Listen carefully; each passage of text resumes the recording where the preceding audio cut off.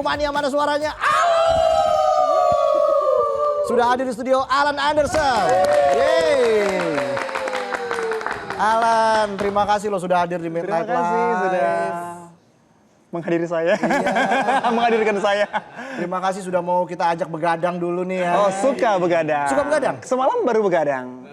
Biasanya tidur paling lama jam berapa tuh? Sebenarnya aku nggak malam banget ya, jam 10 tuh udah tidur. Cuman kalau lagi nulis, ya contohnya seperti semalam ya, jam 2 gitu. Oh ya? Iya. Jam 2 itu nggak mengganggu suara vokal? Sebenarnya mengganggu, cuman gimana ya, otaknya tuh bekerja di jam-jam seperti itu. Oke. Jadi ya. Oh, dapat inspirasinya tuh di jam segitu justru ya? Enggak, sebenarnya inspirasinya tuh biasa dapatnya di sore hari ketika di toilet. Iya. Lagi duduk tiba-tiba muncul nih. Oh, langsung telepon. Bestiku, Kak Anggia ini aku ada notasi, ayo kita bikin. Wow, secepat itu lo bikin lagu? Iya. Aku pernah sejam 3 lagu. 1 jam 3 lagu. Lirik termasuk lirik? Enggak. Oh, oke. Lirik itu Notasi beda ya? cerita, Oh, notasi. oke. Lirik itu diperlukan inspirasi lah. Kayak aku nggak mau sembarang nulis lirik yang nanti terlihat fabricated. Aku maunya lirik yang memang menyentuh dan menusuk ke dalam dada. Oh, Kalau lagu balad. Iya, Nah gitu. Ini seru Menghujam. banget sih. Bisa join nggak? Bisa, emang dibayar buat begitu ya. Oh, jadi lirik itu harus menghujam relung dada ya? Iya dong. Kalau nggak menghujam itu bukan lirik, Kak. Itu nggak tahu. Mau nyari tapi nggak dapat tuh. Gak apa-apa, udah malam ini. Kayaknya udah tertutup deh. Bebas, di sini bebas aja. Alan, oke. Nah, kamu ini kan orang Indonesia. Betul. Ya?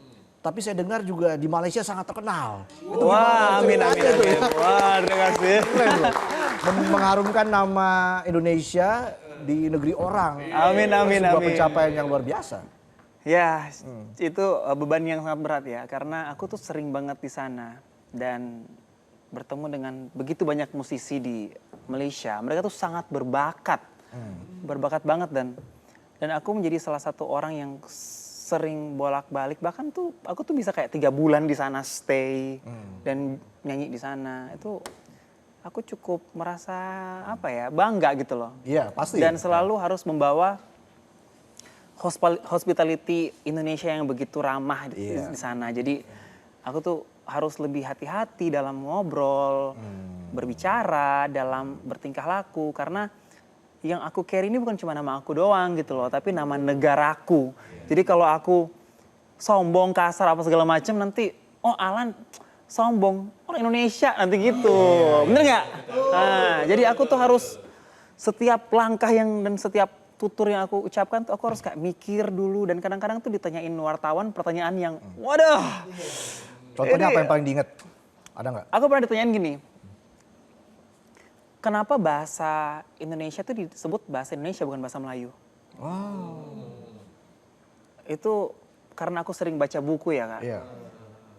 Jadi aku bisa menjawab dengan diplomatis waktu itu. Jadi yang aku bilang, karena Indonesia ini negara yang begitu besar. Kita tuh terdiri dari begitu banyak suku. Jadi kalau bahasa Indonesia disebut dengan bahasa Melayu, nanti akan menjadi Malay-centric. Sedangkan kita ada Manado, Sangihe, Sunda. Iya. Nanti mereka tuh merasa nggak memiliki bahasa itu. Bener nggak sih? Nanti dikira, ini bahasa orang Riau nih. Bener kan? Dan aku bilang, jadi bahasa Indonesia tuh sebagai sebuah, aku bilang itu seperti software yang diinstal pemerintah untuk membuat menyatukan satu yes, bangsa. to unify ya. semua orang. Karena basically kita kayak aku kan dari Sulawesi ya.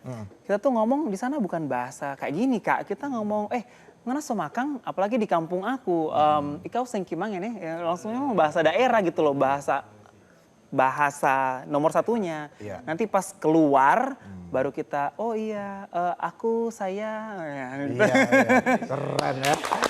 Itu. Kalau udah jadi public figure tuh memang komunikasi harus dilatih. Iya. Kalau nggak bisa melatih komunikasi, wah udah bleber dah. Bingung ya kan. Iya. Itu makanya kita juga belajar komunikasi dari Alan ya kan. Kita lebih ke membaca buku sih Kak. Iya. Jadi kita penting itu. menggunakan internet itu dengan harus sangat bijaksana gitu loh. Ya, jadi lihat yang ilmu pengetahuan. Betul, ini kaya literasi ini. Wah, amin amin. Soalnya sering ke taman literasi Kak. Oh iya. Bareng bos gue nih kalau mau ke taman literasi nih. Ya. Taman literasi atau taman literally? Literally, ya. Jujur li.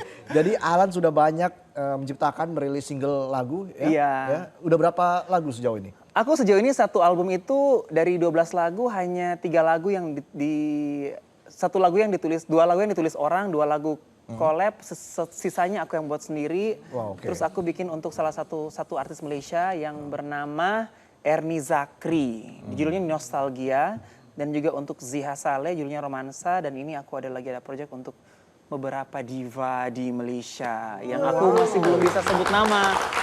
Aku sekarang lagi approach salah satu diva Indonesia. Aku kayaknya aku Kira-kira gimana? Tadi di WA sih. Oke. Kita udah tukeran WA, jadi semoga ya kalau nonton boleh kali kita lanjut ke Amin.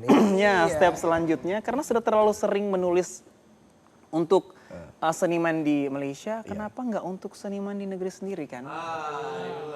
Aku mencari kesempatan, aku dan produserku. Wih, itu di situ. Yang akan perform nanti. Nah, akhirnya 5 Desember 2025 rilis lagu baru berjudul Senafas. Yang berkolaborasi lintas negara dengan komposer Malaysia. Betul. Farouk Roman. Betul. Nah, ini prosesnya seperti apa nih dalam melakukan kolaborasi dengan Farouk Roman? Jadi prosesnya tuh sebenarnya sangat mudah ya, karena kita tuh sempat ketemu di tahun lalu, terus sempat putus kontak, terus manajer bilang gini, kamu jadi nggak sih bikin lagu dengan Farouk? Aku bilang, ya udahlah kontak aja lagi. Terus tiba-tiba ini ada nih buat soundtrack drama, mau nggak? Nah aku tuh challenge-nya tuh karena aku tuh biasanya menyanyi lagu buatan sendiri. Jadi ketika nyanyi lagu buatan orang, aku tuh kayak, oh ntar ya, oh dia kesini ya gitu, nadanya kesini ya. Oh dia ini agak begini ya. Kalau buatan sendiri kan lebih suit ke suara aku. Iya, iya. Karena aku tahu, iya disesuaikan kan. Tapi ini kayak, oh dia kayak gini. Dan berapa lama itu adaptasinya? kayaknya 10 menit deh. Oh ya, Karena kirain ya seminggu gitu ya. 10 menit. 10 menit. Ini kita ngobrol aja udah 15 menit ya. Kayaknya lebih ke gimana cara ngedapetin apa ya, bahasa orang Madura tuh bilang dapat slak. Apa sih? Dapat chemistry, Bukan, apa ya, kayak feel, ah, celahnya. yes, dapat celah untuk nyanyiin lagu ini tuh gimana gitu loh. Oke, 10 menit aja tuh. 10 menit. Jadi sempat ya gitulah, sempat kesulitan, cuman lah akhirnya oh ya kayaknya gini deh. Jadi kayak gini. Oke, jadi soal apa ya lagu Senafas ini? Jadi Senafas ini tuh bercerita tentang seseorang. Jadi oke, kita bercerita dengan entity A dan entity B. Jadi entity A ini dia tuh sudah tidak percaya dengan cinta lagi ternyata. Dan entity B ini meyakinkan si entity A ini bahwa kamu terus percaya cinta, aku adalah orang yang baik. Akhirnya si entity A ini tuh menyukai beliau. Ketika sudah jatuh cinta dan merekah, si entity B pergi. Terus entity A bilang, terus gua gimana? Kan elu yang mengajarkan arti cinta yang sesungguhnya. Iya. Ah gitu. Nah, sebelum kita lanjut lagi, kalau entity X tuh gimana tuh? Kalau entity X itu lebih ke buanglah pada tempatnya kan. Iya. Boleh. Masuk. Entity X warna hijau. Iya, masuk. Tapi genre musiknya apa sih? Yang Senafas. Ya. Ini dia ballad banget. Ini ballad yang teripang tuh boleh keluar ya kalau nyanyi, kalau nggak ngeden dia nggak nyampe. Artinya memang beda gitu. Satu lagu dengan lagu lainnya genrenya berbeda-beda. Sebenarnya lagu aku tuh juga agak ngeden, cuman ini ngeden Malaysia gitu loh. Jadi dia harus gitu-gitu Kak. Kalau ngeden aku tuh lebih ke ngeden yang gitu loh. Kalau tinggi banget Kak, kayak LCC gitu loh. Gitu loh. Kalau nggak ke LCC dia nggak Malaysia gitu loh gitu. Tapi apakah musisi idola kamu dari Malaysia sebelumnya? Sebenarnya aku tuh mengidolakan, jadi aku tuh suka banget ya, adalah musisi Indonesia. Cuman untuk kalau ngomong soal Malaysia, aku tuh sangat terinspirasi dengan salah satu penyanyi yang membuat aku tuh kuliah di sana. Kamu bayangin kamu tuh sesuka itu dengan penyanyi ini, seterinspirasi itu, sampai kamu tuh bilang ke orang tuamu, aku mau kuliah di Malaysia. Dan orang tua aku kayak, oh ya udah pergi aja. Wow. Iya, namanya Jacqueline Victor. Jacqueline Victor. Ya, aku kayak suka, kok dia nyanyi kayak orang gila ya kayak. Nyanyi kayak nggak ada apa ya, kayak nggak, suaranya tuh kayak nggak ada batas, Kak. Suaraku tuh nggak tinggi, cuman aku tuh suka melihat penyanyi yang bisa akrobatik. Kayak kok bisa gitu ya? Ngerti nggak sih kalau kita lihat penyanyi yang begini bisa, begitu bisa. Aku tuh kayak, oh kok bisa gitu ya? Kayak di Indonesia tuh ada Rimar gitu loh. Dia segala macem jadi. Jadi kayak kok bisa gitu? Akhirnya aku pergilah ke Malaysia untuk kuliah. Nah ternyata dari situ aku mendapatkan panggung-panggung kecil di university. Sampai aku tuh nyanyi-nyanyi di panggung-panggung kecil, dimulai dengan charity event, terus aku nyanyi di multicultural night, Indonesian night. Oke. Ya, sampai akhirnya dulu pernah ada satu cover yang aku buat berbahasa Rusia, viral di negara Uni Soviet waktu itu. Bahasa Rusia. Ya. Spasiba. Spasiba, spasiba. Oh iya. Pernah ke Rusia kita kan. Pernah ke Rusia? Pernah. Belajar spasiba doang itu. Dulu tinggal di Moskow. Oh di Moskow. Iya. Waktu Piala Dunia 2018 saya ke sana. Serius? Iya. Wih. Ada teman-teman juga di sana. Tapi dari... makanan Rusia enak-enak loh. Setuju nggak atau enggak? Saya cari. Aku maksa gitu loh. Setuju enggak? Ada yang enak tapi bosen juga lama-lama kalau makan itu terus kan. Betul-betul. Dan juga ya sesuai budget aja lah ya. Tapi Rusia kan affordable. Iya, affordable. Ruble kan. Enggak, jujur ruble kan murah ya, Kak. Iya, tapi ya waktu itu namanya juga kita penugasan. Wih. Ya harus cari makanan yang di bawah standar lah kalau bisa. Waduh. Ya. Belum ongkos dan sebagainya. Betul. Cuman memang Rusia tuh susahnya tuh di bahasa kan, karena mereka juga nggak banyak yang bisa bahasa Inggris gitu loh. Benar. Aku dulu tinggal di Rusia juga sebuah ini, walaupun aku ngomong bahasa Rusia, Iya. cuman sebuah Ya kamu sampai challenge gitu bisa nyanyi lagu Rusia itu kan, waduh, itu nggak sama Aku sekali dulu nggak mudah. nyanyi dulu, Kak, baru aku belajar bahasanya. Iya, jadi semua itu aku dari nyanyi baru ke bahasa. Dari nyanyi baru ke bahasa. Betul. Selama di Malaysia apa yang bikin kamu akhirnya fokus kepada dunia musik? Selama di Malaysia apa, dunia musik nih yang aku suka adalah kreativitas yang tanpa batas, Kak. Jadi mungkin kalau aku ya dengan Kak Anggia ya, kita tuh kerjanya kadang-kadang tuh aku tuh suka bikin dia sakit kepala. Jadi aku tuh, Kak, aku mau kesini, tapi menurut dia tuh nggak bisa. Oh ini, tapi aku kayak akan maksa gitu loh. Gimana lah, gini-gini harus gini. Oh tapi Kak kita gini aja. Tapi dalam hatiku nggak puas, Kak. Aku bilang, Kak masa ini, kadang pernah kita bikin lagu nggak dapat ujungnya nih. Ujungnya nggak dapat. Aku bilang gini aja, jeng. Ya, yang penting jadilah ya.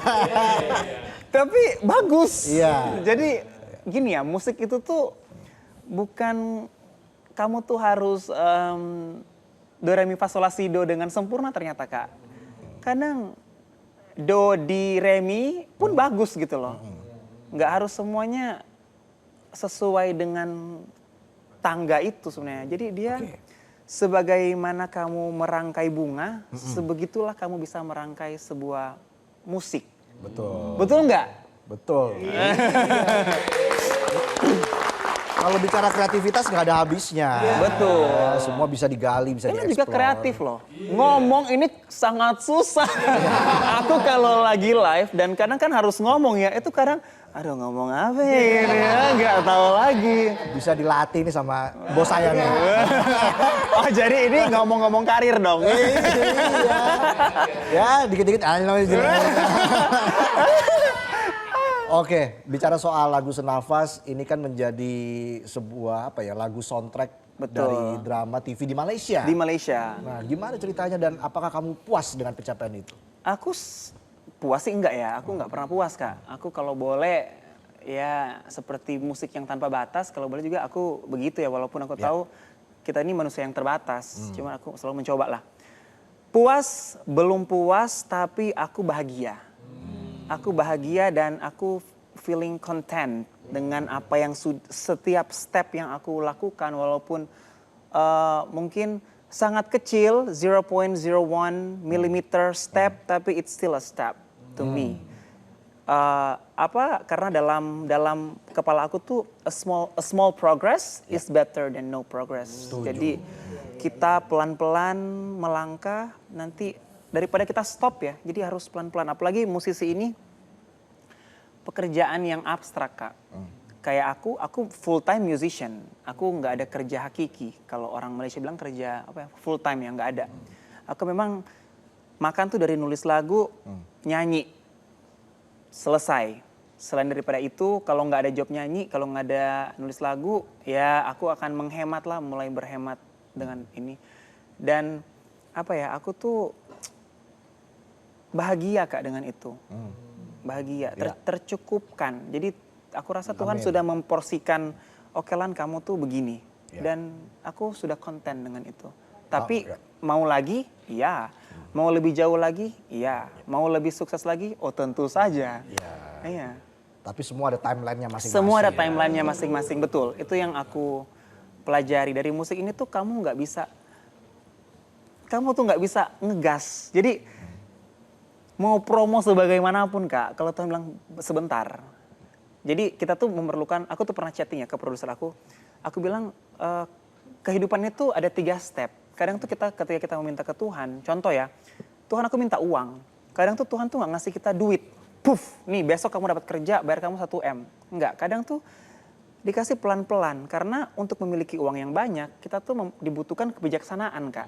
Jadi kita tuh dikasih sedikit-dikit, oh aku habis duit nih, jadi kita belajar, oh mungkin next kalau dapat duit lebih saving, jadi lebih bijaksana. Contoh, aku pengen viral. Tuhan nggak langsung, oke besok kamu post TikTok, kamu langsung viral. Enggak, kadang kita nggak kasih viral. Kenapa? Karena virality itu memerlukan mental yang kuat, Kak. Ada orang ketika viral mentalnya hancur, mentalnya pecah, mentalnya bobrok. Terus abis itu ada orang yang ketika viral, tiba-tiba dia depresi, tiba-tiba dia menggunakan keviralannya itu untuk hal-hal yang tidak baik untuk sesamanya. Jadi memang hal-hal itu tuh adalah hal-hal yang sudah di timeline-kan oleh Tuhan. Oke, Alan, kamu kayak aku, Kak. Mungkin kalau aku terkenal dari zaman aku setelah X Factor, aku rasa aku kalau bisa dikasih pilihan ya, aku mau memilih jalan ini, Kak. Aku lebih suka karena apa? Dulu aku nggak bisa menyanyi sebagus sekarang. Sekarang kamu merasa lebih bagus? Sekarang lebih bagus dari dulu. Nah, udah gak sabar kan? Ingin mendengar. Jadi takut. Maksudnya lebih bagus dari dulu ya. Small step. Amin, pokoknya Alan punya karir lebih sukses lagi di tahun baru. Bersama produsernya dan semakin berkarya lagi untuk dunia musik Indonesia, mengharumkan nama Indonesia di kancah internasional. Itu.